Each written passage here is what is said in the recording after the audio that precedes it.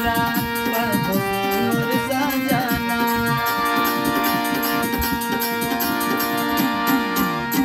नइखी मांगत साया साड़ी, नइखी मांगत गहना, नइखी मांगत साया साड़ी, नइखी मांगत गहना।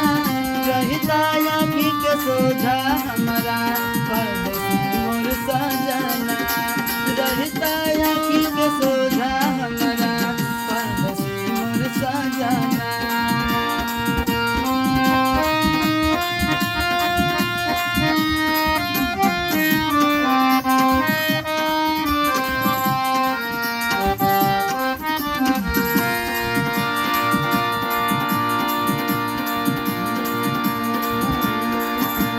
दू पैसा भले कमे कमैता कैसा तू हमारा पास में।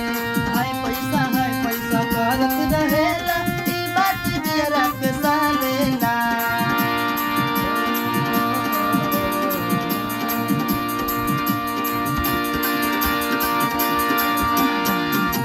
दू पैसा भले कमे कमैता कैसा तू हमारा पास में।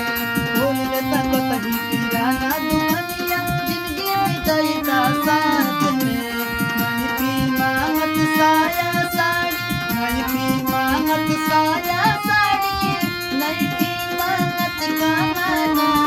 रहता आँखी के सोझा हमारा परदेसी मोर सजना।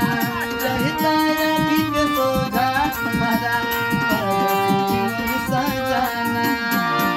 घर के खेती छोड़ी बहरा कमाला, हमरा ई नीक नहीं लागे।